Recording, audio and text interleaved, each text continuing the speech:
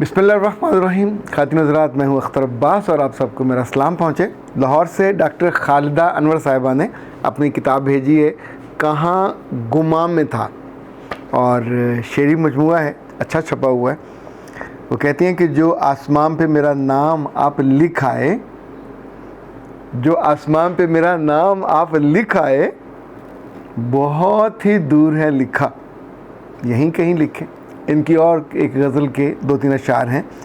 अपने पिंदार और अना के चिराग ताक पे रख दिए बुझा के चिराग, और याद तुझको किया जला के चिराग, और मातम किया बुझा के चिराग, और याद की लौ बढ़ी हटा के चिराग, कोई सूरज वहीं से उभरेगा जा रही हूँ जहाँ दबा के चिराग। बहुत खूबसूरत आइडिया है, बहुत उम्दा है। कोई सूरज वहीं से उभरेगा जा रही हूँ जहाँ दबा के चिराग, और खा गया मात फिर यकीन मेरा, खा गया मात फिर यकीन मेरा, और तीरगी दे गया दिखा के चिराग। ओके, अच्छा जी, अब आते हैं आपके सवालों की तरफ। और उबैद मिस उबैद का सवाल है, सर मैंने अपना अफेयर, पुराना अफेयर अपने शौहर से शेयर किया, उसने जाके अपने घर वालों को शेयर किया। अब ये मुझको सारी उम्र इसके ताने देते रहेंगे और मेरी बेइज्जती होती रहेगी, इससे मैं कैसे बचूं?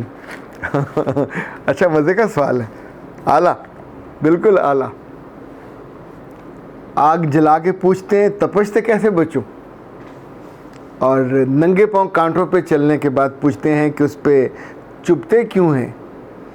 जिस बात से बार बार आपको समझाता हूँ और बहुत खुले लफ्ज़ों में समझाता हूँ कि अव्वल तो ज़िंदगी में गलती करनी नहीं चाहिए। इस गलती से दिल मना करता है, ख़ानदान मना करता है, मुल्क का कानून मना करता है, समाज मना करता है, और तो और दुनिया का रब मना करता है, उसका दीन मना करता है, फिर भी मना नहीं हुए। गलती कर ली, अफेयर हो गया, नहीं करना चाहिए था, फिर अल्लाह ने आपके माँ की, बाप की, आपकी शर्म रखी, उस पर पर्दा डाला रहा, और अब आप बेशर्मी का काम ये कर रहे हो कि उस पर्दे को उठा रहे हो, उसको खुद नंगा कर रहे हो।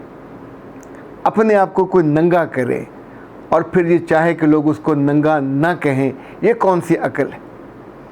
ये ताने सिर्फ आपको नहीं पड़ेंगे, ये आपकी माँ को भी पड़ेंगे, आपके बाप को भी पड़ेंगे, आपकी औलाद के बाद आपकी औलाद को भी पड़ेंगे कि तुम्हारी माँ ऐसी और ऐसी थी।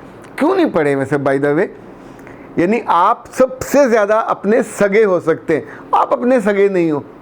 आपने अपने साथ वो तमाशा किया है, ये तो खेल नहीं है, खिलवाड़ किया है कि मियाँ भी करेगा आपके साथ, क्यों नहीं करेगा? और खुदा ना खास्ता, 100 दफ़ा खुदा ना खास्ता, अगर आपको ये अकल अब भी नहीं आती, अब भी आप मज़ीद हम्बल होके, अब बाकी ज़िंदगी आपको सिर्फ साबित करना है कि मैं करैक्टर लेस नहीं हूँ। करैक्टर फुल होना तो अब एक तरफ रह गया ना, वो आपने साबित कर दिया कि आई एम नॉट ट्रस्ट वर्दी, मैं ये कर आई हूँ। अब बाकी उम्र भर बच्चों के बाद भी आपको यही साबित करते रहना है कि मैं जैसी थी, जैसा मैंने अपने आप को बताया, अब मैं वैसी नहीं हूँ। और ये जब हम कमरा इम्तहान में होते हैं, जब लिख रहे होते हैं जवाब, हमारे लिहाज से वो 100/100 होता है, पर ये हमारी मर्ज़ी नहीं होती। पेपर चेक करने वाला, मार्क्स देने वाला तय करेगा कि वो आपको 0/0 दे, 0/10 दे, 1/10 दे, 2/10 दे, 3/10 दे, 10/10, यानी ये उसकी मर्ज़ी है। वो मिनिमम नंबरों पे रहेगा। और एक वक्त आएगा जब आप बूढ़े हो जाओगे, आपके अज़ा बूढ़े और मुज़मिल हो जाएंगे, तब जाके थोड़ा यकीन आएगा। पर तब भी कभी आपने कोई गलती छोटी मोटी कर ली तो फिर ताना यही आएगा कि खून का मसला है, तुम्हारी तो आदत का मसला है, तुम्हारी तो जिबिल्लत में बेवफाई है, ये इतना बड़ा गुनाह आपने कर लिया। अल्लाह के कामों में दखल नहीं देना चाहिए। पर जिन लड़कियों को अक्ल कुल बनने का शौक़ होता है और मियाँ की गुड बुक्स में आने का शौक़ होता है, आप नंगे पाँव कैसे वहाँ जाओगे? कांटों पे चल के नंगे पाँव, फिर तो वो छाले नहीं बनते, नीचे ज़ख़म होते हैं। क्या किया जाए? आपको समझाना कोई आसान काम थोड़ी है, त्याडे वड्डे नहीं समझा सके, असी की करिए।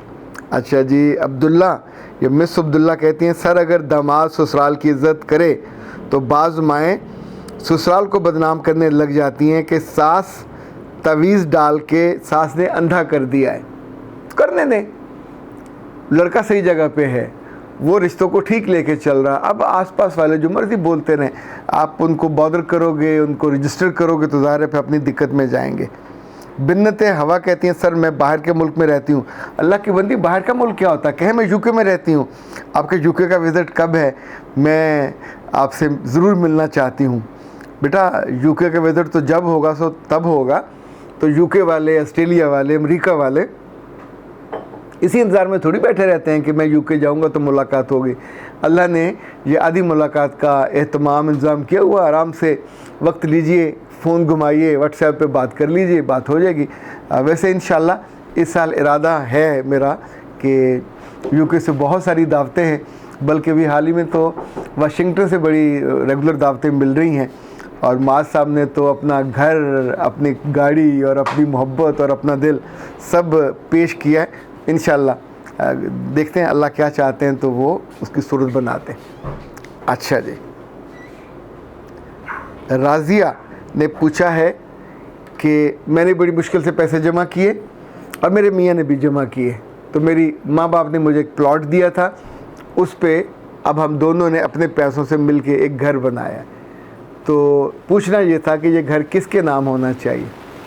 अच्छा, सारी दुनिया में मर्द घर बनाते हैं तब तो कभी मसला नहीं आता, वो बनाते हैं और बच्चियाँ, उनके बच्चे, उनकी बीवियाँ सभी सुकून से घर में रहते हैं, कभी मसला नहीं होता। मर्द जितनी मर्ज़ी कमाए, जितना मर्ज़ी अपने बच्चों पे, बीवी पे लटाए, कभी इशू नहीं होता। पर औरत ने अगर थोड़ा सा भी कमाया और कमाने के बाद वो इस परेशानी में क्यों हो जाती है कि हाय इस पे तुमने 1 करोड़ लगाया, 2 लाख मेरे भी लगे हुए हैं, तो अब ये घर किसके नाम होगा? घर के नाम होने या ना होने से कोई फ़र्क नहीं पड़ता, फ़र्क पड़ता है दिल में। अगर दोनों के दिल मिले हुए तो किसी के भी नाम हो सकता है। मर्द के अपने नाम हो, बिस्मिल्लाह, वो घर का सरबराह है। आपको घर की ज़मीन के स्टाम्प चाहिए और मर्द आपका छोड़ दे, आपको वो ज़िंदगी से चला जाए, ये सारी चीज़ें बेवक़्त ज़ीरो से भी ज़्यादा कमतर हो जाती है। जहाँ ताल्लुक़ बहुत अच्छा होता है, एतमाद और एतबार होता है और मोहब्बत होती है, वहाँ बहुत से मर्द मैंने देखे अपनी बीवियों के नाम बड़े आराम से करा देते, लाखों करोड़ों की जायदाद करा देते, पर वहाँ उनकी वफा का कभी शक नहीं होता, कभी ये गुमान नहीं होता कि ये रिश्ता मरने से पहले टूटेगा। एक और सूरत भी होती है, पर यह सूरत कमज़ोर सूरत है, मैं इसके बहुत ज़्यादा हक़ में नहीं हूँ। वो ये कि अपने बच्चों के नाम कराना, जायदाद हो या जो आपके घर हैं, ये माँ और बाप के नाम ही होने चाहिए, बच्चों के नाम नहीं करवाने चाहिए। क्योंकि ऐसे बच्चे जैसे जैसे बड़े होते नाकारा, नकम्मे, नखिद, नखट्टू साबित होते, क्योंकि उन्हें इल्म होता है कि हमारे पीछे ज़्यादा तब तक जायदाद की कीमत बढ़ जाती है। और यही हैं जो नालायक बनते हैं और माँ बाप से फिर मोहब्बत भी नहीं करते और उन्हें उन घरों से बेदखल भी कर देते। तो जब आपका बिल्कुल बुढ़ापा हो, उस वक्त को वसीयत करनी हो, आपको तो हमने ज़िक्र किया था कि वसीयत में आप 1/3 अपनी जायदाद अपने छोटे या कमज़ोर बेटों बेटियों के नाम लगा सकते हैं, बाकी ने तो उसी विरासत के कानून के तहत तकसीम होना होता है और उसमें आप मुदाखलत नहीं कर सकते, वो मौत के बाद ही होना होता है। अख्तर अब्बास को दीजिए इजाज़त। अस्सलाम वालेकुम।